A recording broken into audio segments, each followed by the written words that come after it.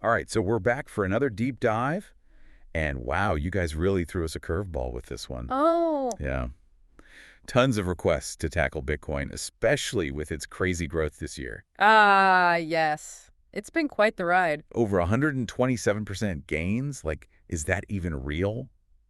And everyone's asking, can it double again by the end of 2025? A bold question indeed. So we dug into some articles. Changelly has a piece on price predictions, and CNBC's got this article about Bitcoin hitting a new all-time high above $97,000, no less. Well, that's certainly something to celebrate if you're a Bitcoin believer. For sure. But before we get ahead of ourselves, let's lay the groundwork. Right. First things first. So Changelly says Bitcoin's sitting at around 94,408 tanyas as of today. Okay. But CNBC's already calling it over $97,000.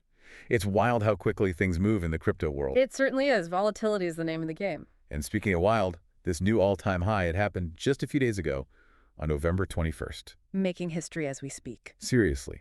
And let's not forget, Bitcoin is already the king of the crypto castle. The undisputed champion, for now at least. Right. Ranked #1 with a market cap of over $1 trillion. That's a lot of zeros. It really is. So what's driving this incredible surge? Well, Changelly points to one factor that's hard to ignore. Good Trump effect. Precisely. They argue that his re-election and his, shall we say, enthusiasm for crypto has a lot of investors feeling bullish. Interesting. So is it just a matter of Trump being pro-Bitcoin? It's more nuanced than that. Changelly mentions potential plans for a national Bitcoin reserve. Imagine that, the U.S. government holding Bitcoin. Whoa, that would be a massive shift. Like, would that alone push Bitcoin to double its value in just over a year? It's hard to say. They acknowledge it's not the only factor at play. Right, because good old supply and demand still matters, even in the crypto world. Absolutely. And remember that halving event back in April? Yeah, vaguely. Remind me. It basically cut the rate of new Bitcoin entering the market in half. Oh, right. And historically, those halving events lead to price increases, right? Exactly. Less supply, same or greater demand. Prices tend to go up. CNBC even mentions that in their article about the recent surge. So we've got the Trump effect, the halving event, but what about the psychological side of things? You know, like the hype, the fear of missing out. Yes, the FOMO factor. Changelly brings that up too. Makes sense. Everyone wants to be part of the next big thing, right? Especially when they see the price going up, up, up. And those Bitcoin ETFs, haven't they added fuel to the fire? Absolutely. ETFs have made Bitcoin more accessible, especially for institutional investors. More buyers means more demand, which can push prices higher. CNBC even says that part of the recent climb past $93,000 is due to this FOMO driven by ETFs. But isn't that kind of dangerous? I mean, what if everyone's just buying based on hype and not on, like, actual value? That's the risk with any speculative asset. Changelly warns about the potential for overvaluation and market corrections. So it's not all sunshine and rainbows in Bitcoin land. Not exactly. It's important to understand the historical cycles that Bitcoin has gone through. Changelly breaks it down into 4 phases. Hit me with it. Accumulation, where prices are relatively low, then markup when things start to heat up. Okay, so that's when everyone jumps on board. Right. Then comes distribution, where prices level off as some people start taking profits. So the smart money starts cashing out. You could say that.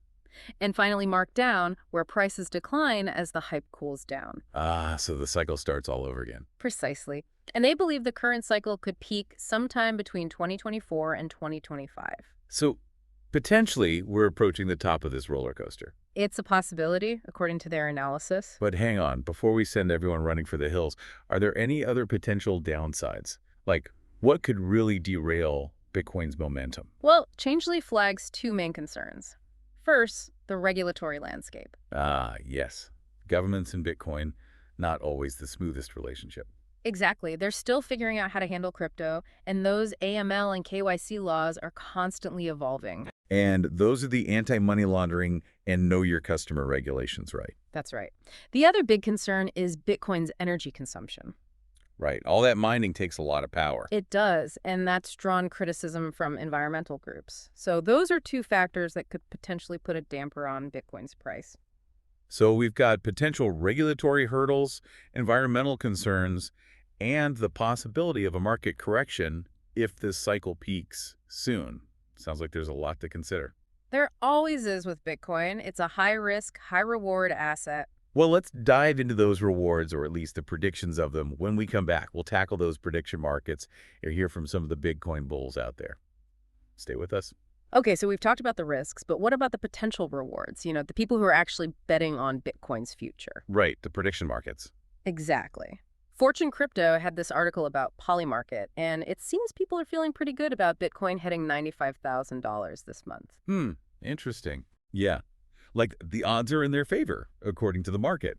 But then, you've got guys like Tom Lee. Ah, yes, the perennial Bitcoin bull. He was initially calling for $150,000 this year, which, well, we're getting close, but it's not looking super likely. True, but he's still expecting it to hit six figures by December and then keep climbing in 2025 and 2026. So he's not giving up on his bullish outlook. Not at all. He's basing his predictions on things like increasing institutional adoption. Oh, like more big companies investing in Bitcoin. Exactly. And he also talks about the potential for Bitcoin to become a sort of digital gold, a safe haven asset in times of economic uncertainty. Okay, so we've got Lee's optimistic predictions, Changeley's more cautious outlook, and then those prediction markets somewhere in between. Right. It's a mixed bag, as always, with Bitcoin. But let's bring it back to our listener's question. Yeah. Given all this, is it even remotely realistic to think Bitcoin could double by the end of 2025? Well, I wouldn't rule it out entirely. Yeah, I mean, we've seen Bitcoin make some pretty incredible jumps in the past. If those bullish scenarios play out, if adoption keeps growing, if it does start to act like a digital gold, it could happen. But you're not making any promises. Of course not. The crypto market is notoriously volatile. A lot can change in a year, let alone two. Changeley even mentions that if Bitcoin crashes, it can take a lot of other cryptocurrencies down with it. Right, there's a lot of interconnectedness in the market. Bitcoin often sets the trend. So even if someone believes in Bitcoin's long-term potential, they have to be prepared for a bumpy ride. Absolutely. Volatility is part of the package. And Changeley also says that even with all the risks, it's not too late to buy Bitcoin. They do. They seem to believe there's still room for growth, but they stress the importance of doing your own research. Right. DYOR, the golden rule of crypto. It's not a game where you should just blindly follow the crowd. You need to understand what you're getting into. The technology, the risks, the potential rewards. Speaking of understanding, Changeley brings up a pretty big question. Could Bitcoin actually become a global reserve currency someday? That's a fascinating thought, isn't it? Like replacing the US dollar? It's a long shot, for sure. But Bitcoin does have some of the qualities of a good reserve currency. It's scarce, divisible, portable, and difficult to counterfeit. But wouldn't that require, like, every government in the world to get on board? Pretty much. It would be a massive shift in the global financial system. Not impossible, but highly unlikely in the near future. So maybe not time to ditch the dollar just yet, but it's interesting to think about Bitcoin's potential role in the future of finance. Absolutely. It's a force to be reckoned with, that's for sure. Whether you're a seasoned investor or just starting to explore crypto, Bitcoin is a phenomenon that's worth paying attention to. Aside from all this big picture stuff, Changeley actually has a really helpful FAQ section. Oh, nice. Yeah, it covers like the nitty-gritty questions people have about Bitcoin, Like, why does the price go down sometimes? I bet that's a common one. Totally. And they give a pretty straightforward answer. It could be regulatory news, bad press, or even just big players selling off a lot of Bitcoin at once. Ah, the whales making waves. Exactly. It's a good reminder that Bitcoin's price can be influenced by, well, a lot of things, not just the fundamentals. Right, emotions play a part too. For sure. And speaking of looking ahead, they also try to answer the question, how much might $100 of Bitcoin be worth in 2030? Whoa, that's a long way out. Yeah, they admit it's impossible to predict with certainty. Makes sense. But they do outline some scenarios, like Yeah. in one, Bitcoin hits $500,000 by 2030. Okay, so that $100 investment would be worth a pretty penny. Yeah, it's a tempting thought. But then, there's the other side of the coin. The doomsayers, the Bitcoin is going to zero crowd. Right. Do they have a point? Well, Yeah. Changeley addresses that too, and they think it's highly unlikely. So not a ticking time bomb after all. Probably not. They point to Bitcoin's decentralized nature, its limited supply, and the fact that more and more institutions are getting involved. So it's got some resilience built in. It seems that way. But they're also clear that it's still a high-risk, high-reward asset. It's not like a guaranteed store of value, like a savings account or something. Right, more like a potential game changer with a lot of unknowns. Exactly. Which brings us back full circle to that initial question from our listener, will Bitcoin double by the end of 2025? The million-dollar question. Well, we've looked at expert opinions, prediction markets, historical cycles, even the potential for Bitcoin to become a global reserve currency. A lot to digest. It is. So, can I give you a definitive yes or no? Honestly, I can't. Anyone who claims to know for sure is probably trying to sell you something. Fair enough. But what I can say is Bitcoin definitely has the potential to double. And there are solid reasons to be optimistic. But there are risks too. We can't forget that. Right, that volatility is always lurking. Exactly. So at the end of the day, it's up to each individual to weigh the information, understand their own risk tolerance, and decide if Bitcoin is right for them. No easy answers in the crypto world. Yeah. Nope. You got to do your own research, make your own decisions, and hey, maybe even enjoy the ride a little. That's the spirit. Well, on that note, thanks for joining us on this deep dive into Bitcoin.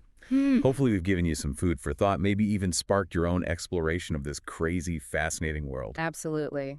And until next time, stay curious and keep diving.